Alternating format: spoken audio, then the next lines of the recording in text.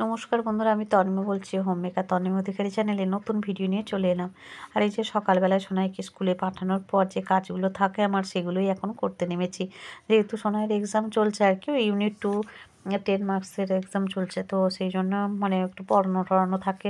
এইসবের জন্য আর কি সন্ধ্যার পর থেকে কাজগুলো তেমনভাবে তোমাদের সাথে শেয়ার করতে পারিনি। আর ঘরের তেমন কাজকর্ম বিশেষভাবে কিছু তেমন করা হচ্ছে না আর কি, যেগুলো রেগুলার বেসিসে করা হয় সেইটুকু। যাক, বিছানার বালিশগুলো সব তুলে নিলাম, আর বিছানার বেডশিটটা আজকে একটু ক্লিন করবো আর কি।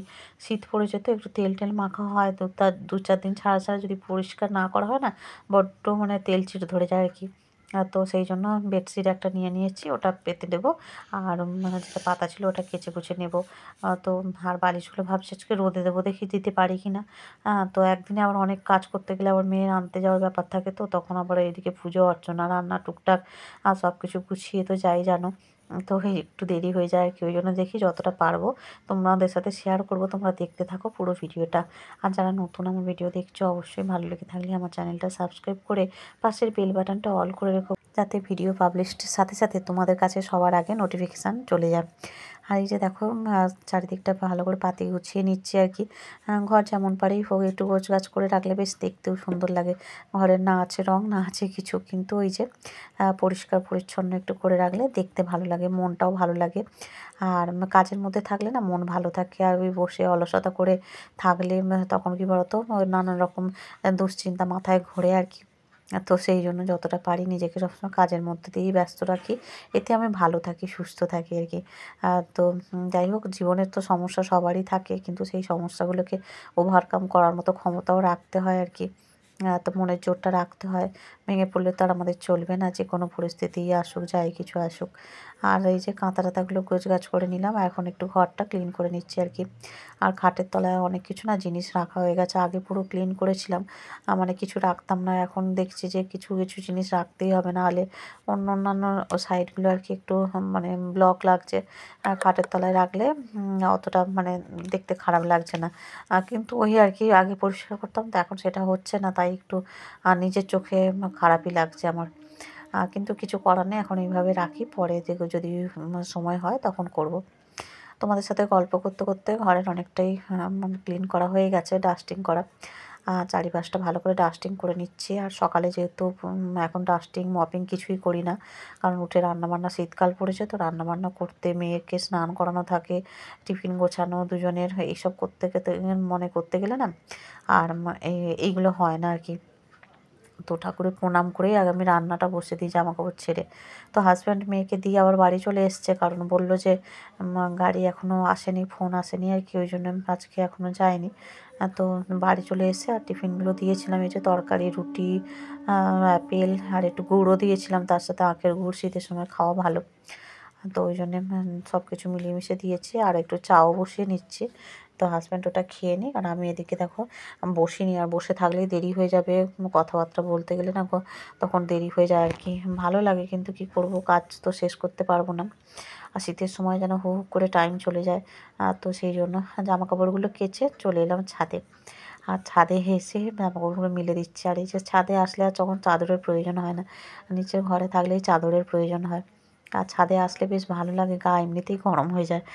তো ওই জন্যে আর কি সোনাইয়ের এই সোয়েটারটা স্কুলে পরে যায়, সকালবেলা করে গিয়ে আবার ওখানে হাজব্যান্ড খুলে ব্যাগে করে নিয়ে চলে আসে, নাহলে সোনাইয়ের ব্যাগে খুলে ওখানে রেখে দেওয়া হয়। ওর ব্যাগের মধ্যে কিন্তু ওর কষ্ট হয়, বাচ্চা মানুষ তো, এইসব জ্যাকেট ফ্যাকেটে ওকে বয়ে সেই 3 তলার উপরে ক্লাসে উঠতে হয়, আবার সিঁড়ি দিয়ে নামতে হয়, ভারী জিনিস, একে তো বই খাতার ভার তো থাকেই। বাচ্চাকে যত ফ্রিভাবে রাখা যায় ততই চেষ্টা করি আমরা, যাতে ওর এক্সট্রা বোঝা কোনো কিছুতেই না হয়, পড়া বলো আর যাই বলো, জিনিসপত্র ওইটুকুটুকু বাচ্চা যতটা ফ্রিভাবে রাখতে পারি আমরা সেটাই চেষ্টা করি। আর জ্যাকেটটা এখন আর পরাচ্ছে না, যেহেতু ফুল স্লিভ সব জামাগুলো হচ্ছে কেনা হয়ে গেছে, আর তখন কেনা ছিল না বলে ভেতরে একটা মোটা গেঞ্জি পরি আর পরিয়ে দিই। তো সোনাই যেগুলো পরেছিল বাসি জামা কাপড় বলো, যাই কিছু বলো, সেগুলো ধুয়ে কেচে নিলাম। গানের স্কুলের জামাটাও আছে, কেচে দিলাম। সপ্তাহে 1 দিন করেই পরে, কিন্তু তবুও কেচে কুচে তুলে রাখি, আবার রবিবার আসলে পরাই। আর একটু ইস্ত্রিও করে নিতে হয়। জামার কাপড়ের কোয়ালিটিটা মানে সফট, বেশ ভালো, কিন্তু ওই একবার ধুয়ে নিলে আবার ইউজ করলে না এত মোড় মাচড় হয়ে থাকে, যে নেক্সট বার পরাতে নিজেরই কিরম লাগে, ওই জন্য বেরোনোর আগে একবার ইস্ত্রি করে নিই, করে পরিয়ে তারপরে নিয়ে যাই আর কি।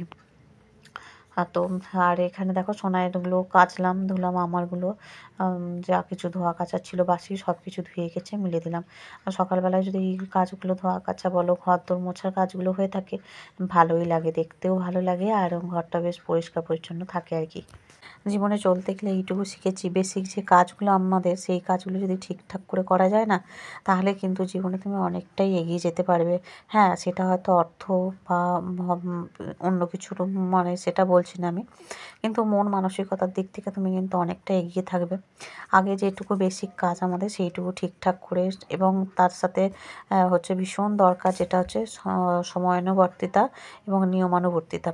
এই দুটো মানে থাকা ভীষণ জরুরি, জানো তো। টাইমের কাজ টাইমে করা, এবং জীবনে তোমাকে এইগুলোই তোমাকে এগিয়ে নিয়ে যেতে বা মানে সফলতার ক্ষেত্রে কাজে দেবে আর কি। আর এই দুটো যদি জিনিস বাচ্চাদেরকে তৈরি করে দেওয়া যায়, তাহলে দেখবে সেই বাচ্চা পরে তাকে পেছন ফিরে তাকাতে হবে না। হ্যাঁ, সে যে কোনো ক্ষেত্রেই হোক, সবথেকে বড় কথা একটা ভালো মানুষ হিসেবে গড়ে উঠতে পারবে। হ্যাঁ, তো বাবা মা হিসেবে আমরাও চেষ্টা করি সেই দায়িত্ব পালন করতে। আমার বাবা মাও আমাদের সেই শিক্ষা মানে শিক্ষিত করেছে।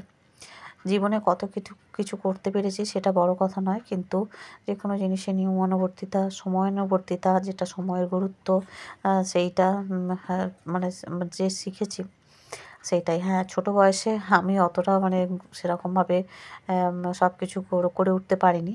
মানে তখন আমার যে কোনো জিনিসই শিখতে বলো, যাই কিছু বলো, বা হচ্ছে বুঝতে সময় আমার লেগেছে। ঠিক আছে, সেটা কোনো ব্যাপার নয়। জীবনে চলার পথে মানুষ ঠকে শেখে, সব কিছুই সময়ের সাথে সাথে সে শেখে। কিন্তু তবুও মানে আমাদের প্রাত্যহিক জীবনে এই জিনিসগুলো ভীষণ দরকার, ঠিক আছে? তো সেটাই, কোনো মানুষের সর্বগুণ সম্পন্ন সবাই হয় না। কারো কারো ক্ষেত্রে কোনো কিছু একটা কম থাকে, কোনো কিছু যে কোনো দিক থেকেই হতে পারে। কিন্তু তবুও এই দুটো জিনিস থাকলে জীবনে সে ঠিক এগিয়ে যাবে আর কি। যাই হোক, তোমাদের সাথে গল্প করতে করতে ভালো লাগে, তো মনের কথাগুলো তোমাদের সাথে শেয়ার করি। আর ছাদের কাজগুলো অনেকটাই হয়ে গেল। আর ছাদে আসলে তো জানোই আমি চারিপাশে একেবারে জল টল দিয়ে ছড়িয়ে গুছিয়ে গাছিয়ে রেখে যাই ছাদটা। আর ছাদটাকে কদিন ধরেই ভালো করে প্রত্যেক দিন আমি একটু করে ডাস্টিং করে নিই, জানো তো। বেশ ভালো লাগে, পরিষ্কার লাগে, খুব সুন্দর। আর তার সাথে সাথে এই যে গাছগুলোতে একটু জল দিয়ে দিই, এটা আমি আবার রেগুলার বেসিসে করছি। তো বন্ধুরা, এতে হয়ে গেল জামা কাপড় মেলা, গাছে জল দেয়া। এবার হচ্ছে গিয়ে গোপাল সোনাকে তুলবো, চলো। এই যে অনেক কটা জামা কাপড় মিলে দিয়েছে, বুঝেছো, চলো।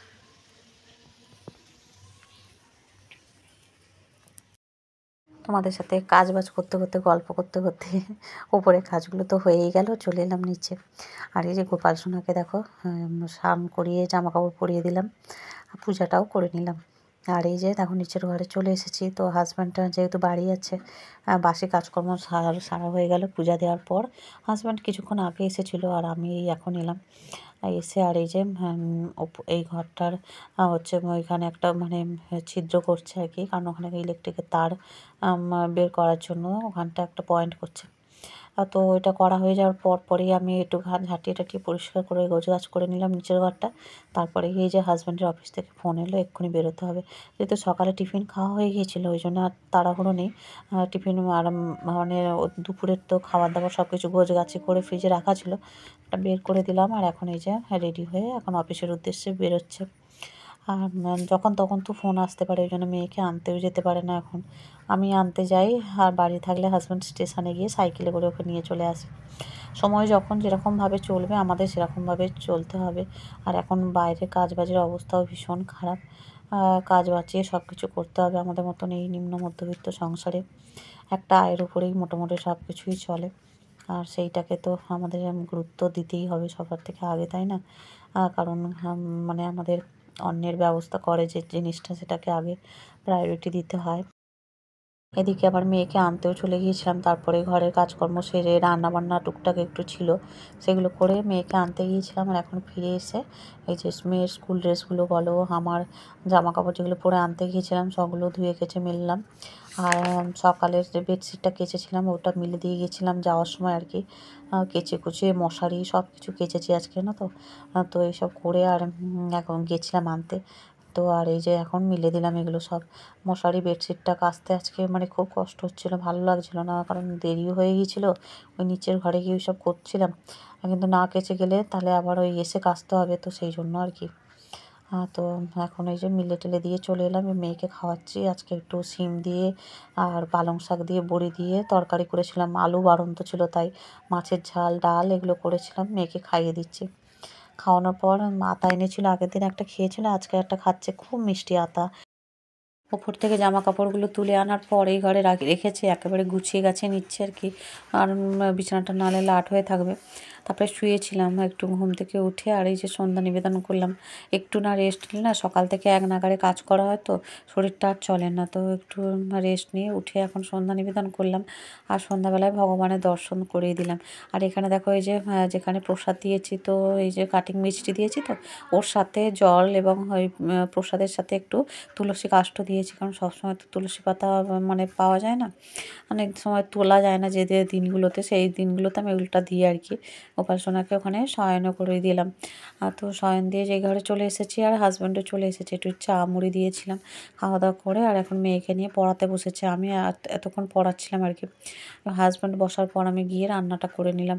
আর এই যে এখনও পড়ছে, কারণ এক্সাম চলছে যেহেতু আর কি, তো একটু পড়তে তো হবে সন্ধ্যাটা। আর এখানে আমি রান্না করলাম হচ্ছে ডালিয়ার খিচুড়ি। এই দিয়ে আজকে রাতের ডিনারটা আমরা সবাই কমপ্লিট করব। আর তো ওরা একটু পড়ে নিক, একটুখানি বাকি আছে আর কি, ওইটুকু হয়ে গেলে আর একসাথে খাওয়া দাওয়া করে নেব। ভিডিওটা দেখতে দেখতে একদম শেষ পর্যায়ে চলে এসেছি।